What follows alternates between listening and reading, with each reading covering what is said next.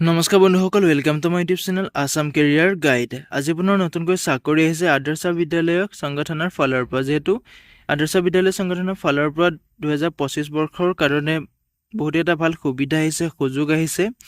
148টাকৈ teaching আৰু laboratory এছিষ্টেণ্টৰ পদ মুকলি হৈছে। এই পদসমূহত আপোনালোকে কেনেদৰে আবেদন কৰিব, আবেদন কৰিবলৈ আপোনালোকৰ বয়সৰ সময়সীমা কিমান লাগিব, এপ্লিকেশ্যন ফিজ কিমান কাটিব লাগিব, সিলেকশ্যন প্ৰচিডিউৰটো কেনেধৰণৰ হ'ব, আপোনালোকে এই পদটোত আবেদন কৰিবলৈ BEd DLEd লাগিব নে নালাগে, সম্পূৰ্ণ তথ্য এই ভিডিঅ'টোত আলোচনা কৰিম। ভিডিঅ'টো শেষলৈকে চাব, অলপ স্কিপ নকৰাকৈ।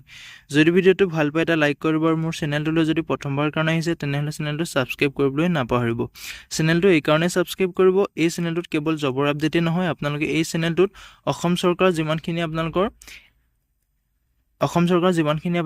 চাকৰিৰ কাৰণে আপোনালোকৰ এক্সাম অনুষ্ঠিত হয়, সকলো এক্সামৰ কাৰণে আপোনালোকে ইয়াতে প্ৰিপেৰেশ্যন কৰিব পাৰিব। ইয়াতে আপোনালোকৰ general knowledge, mathematics, English, reasoning প্ৰতিটো ছাবজেক্টতে আপোনালোকে ইয়াতে ক্লাছসমূহ কৰিব পাৰিব। যিহেতু মই আপোনালোকৰ কাৰণে ভিডিঅ' বনাই আপলোড কৰিম, যদিহে আপোনালোকে চেনেলটোত সোনকালে 500 ছাবস্ক্ৰাইবাৰ কৰি দিয়ক, তাৰপিছতে মই আপোনালোকৰ মাজলৈ ভিডিঅ'সমূহ আগবঢ়াই দিব পাৰিম। ইয়াতে যিটো আপোনালোকে দেখিবলৈ পাইছে, যিটো আপোনালোকৰ পদ মুকলি হৈছে, তাতে আপোনালোকৰ ভেকেঞ্চি ডিটেইলছটো দিয়া আছে। PGT আৰ্টছৰ কাৰণে যিটো আপোনালোকৰ পোষ্ট গ্ৰেজুৱেট টিচাৰ আছে, আৰ্টছৰ কাৰণে 21টা আছে। PGT ছায়েন্সৰ কাৰণে আপোনালোকৰ 17টা আছে। GT আৰ্টছৰ কাৰণে 15টা আছে আৰু GT আৰ্টছ ইংলিছৰ কাৰণে আপোনালোকৰ ইয়াতে 10টা ভেকেঞ্চি আছে। GT ছায়েন্সৰ কাৰণে আপোনালোকৰ 14টা আছে। GT মেথমেটিক্সৰ কাৰণে আপোনালোকৰ 14টা আছে। GT হিন্দীৰ কাৰণে আপোনালোকৰ 19টা আছে। এছিষ্টেণ্ট টিচাৰৰ কাৰণে আপোনালোকৰ 10টা আছে। এছিষ্টেণ্ট টিচাৰ ছায়েন্সৰ কাৰণে আপোনালোকৰ 23টা আছে। লেবৰেটৰী এছিষ্টেণ্টৰ কাৰণে আপোনালোকৰ 5টা আছে, যিটো আপোনালোকৰ ফিক্স পেড ধৰা হ'ব। এই পদসমূহত আবেদন কৰিবলৈ আপোনালোকৰ বয়সৰ সময়সীমাটো 21 বছৰৰ পৰা 45 বছৰলৈকে আবেদন কৰিব পাৰিব।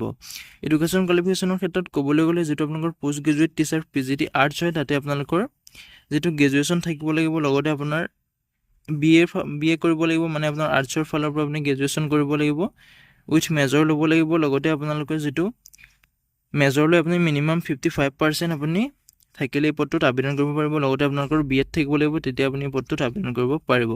পোষ্ট গ্ৰেজুৱেট টিচাৰ যিটো আপোনালোকৰ ছায়েন্সৰ আছে, তাতে আপোনালোকৰ ছায়েন্সৰ ফালৰ পৰা গ্ৰেজুৱেশ্যন থাকিব লাগিব আৰু মেজৰ লৈ থাকিব লাগিব। লগতে আপোনালোকৰ BEd থাকিব লাগিব আৰু আপোনালোকৰ যিটো গ্ৰেজুৱেশ্যন মাৰ্ক আছে, তাতে আপোনালোকৰ 55% মাৰ্ক থাকিব লাগিব, তেতিয়াহে আপুনি আবেদন কৰিব পাৰিব।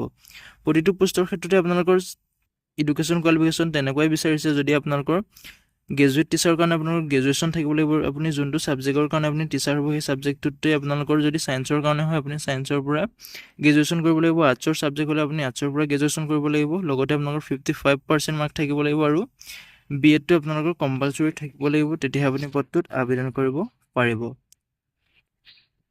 লগতে আপোনালোকৰ BEdটো কম্পালচৰি থাকিব লাগিব, তেতিয়াহে আপোনালোকে প্ৰতিটো পোষ্টতে আবেদন কৰিব পাৰিব। যিটো আপোনালোকৰ গ্ৰেজুৱেট টিচাৰ যিটো হিন্দী আছে, তাতে আপোনালোকৰ আৰ্টছৰ ফালৰ পৰা আপুনি এইটোত গ্ৰেজুৱেশ্যন কৰিব লাগিব, তেতিয়া আপুনি পদটোত আবেদন কৰিব পাৰিব। এছিষ্টেণ্ট টিচাৰৰ কাৰণে আপোনালোকৰ যিটো আৰ্টছৰ টিচাৰ আছে এছিষ্টেণ্ট, তাতে আপোনালোকৰ গ্ৰেজুৱেশ্যন আৰ্টছৰ ফালৰ পৰা কৰিব লাগিব, 55% মাৰ্ক থাকিব লাগিব, তেতিয়া আপুনি সেই পদটোতো আবেদন কৰিব পাৰিব।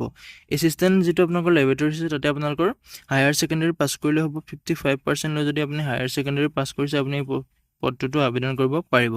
এই পদটোৰ কাৰণে আপোনালোকৰ কোনো ধৰণৰ BEd DLEডৰ আপোনাৰ দৰকাৰ নাই, মানে আপোনাৰ যিটো এছিষ্টেণ্ট লেবৰেটৰী আছে, তাতে আপোনালোকৰ যদি আপুনি হায়াৰ ছেকেণ্ডেৰী পাছ কৰিছে, তেতিয়া আপুনি পদটোত আবেদন কৰিব পাৰিব। ইয়াতে আপোনালোকৰ এপ্লিকেশ্যন ফিজটো দিয়া আছে। পোষ্ট কেটেগৰী আছে, আপোনালোকৰ এপ্লিকেশ্যন ফিজটো দিয়া আছে।